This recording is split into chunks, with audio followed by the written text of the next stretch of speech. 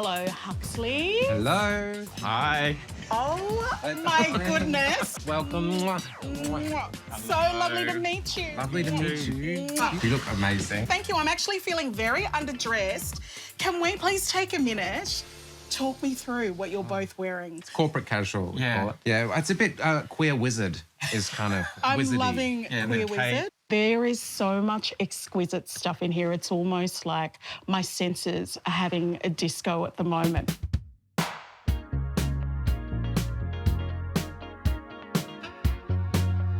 So for the uninitiated, how do you explain who the Huxleys are?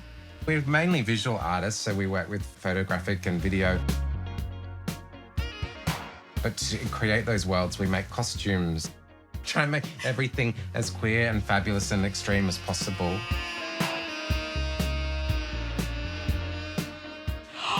Okay, I saw this when I walked in and salivating.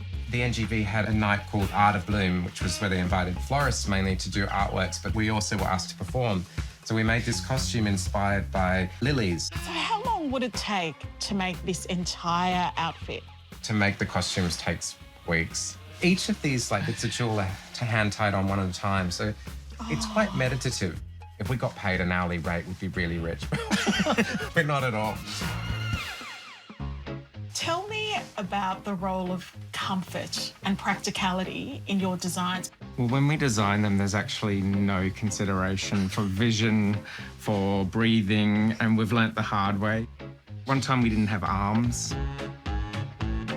I fell 2 meters into a garden bed up at a gallery in Queensland in a big inflatable ovary costume I was in. We don't think about the practicalities. We suffer for our art. So this has caught my eye. This one we call the fluffy anus. It's inspired by sea urchins. A lot of sea creatures are also gender fluid, so they can change genders, which is so advanced and beautiful. That's so interesting because what role would you say that gender plays in your creativity? We like to take gender away, or like that free place where things don't have to necessarily be gendered. So there's so much freedom when you take away those binaries. Tell me about growing up in Perth, Will. Talk me through what it was like being in suburbia and not being able to see an aesthetic that's as bold and vibrant as the both of you. Yeah, well, growing up in Perth in the late 80s and early 90s, we never had any representation. I didn't have many friends and I felt very isolated.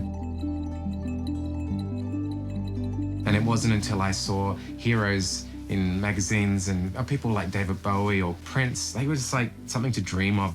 I think Garrett had the same experience. Same on the Gold Coast, early 80s. There was nothing gay around. We were called Puff every day, and it was just a very hostile environment.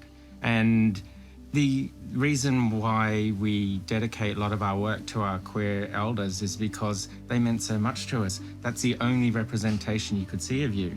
So speaking of queer elders, tell me about the latest project you're both working on. We recently created a body of work called Bloodlines, which is a tribute to the heroes and icons and queer elders that we lost to HIV and AIDS. All these beautiful artists that should still be with us. And people like Lee Barry and Sylvester and Keith Haring. And we made costumes and photographic works in honour of them. We wouldn't be who we are without them. Yeah, they opened the doors for us, and now it's our turn to keep them open. You know, we're on their shoulders. One of the most beautiful things to come out of that project was that we made an AIDS quilt, which was referencing the traditional AIDS quilts that were made in the early 90s and late 80s that were a way of people to remember.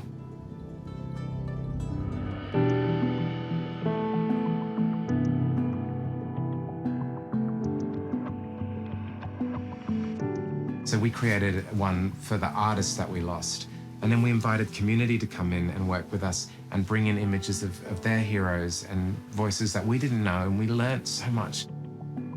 It was probably, for me, the project that we've done that I felt most proud of, and it was a really inspiring experience. Can we talk about the importance of representation when it comes to young queer kids, seeing you both doing your performances in everyday spaces? We had a beautiful experience in Hobart recently where a young boy came up to us and he showed us pictures of him at Book Week every year dressed as one of our costumes. And it was the most beautiful thing. It made me cry. And he was with his mum and she was like, he loves what you do so much. But that's an indicator, right? Change is happening and you're both playing an active role in that. To even think that I could influence anyone in the way that someone like David Bowie influenced me, it's like a dream come true.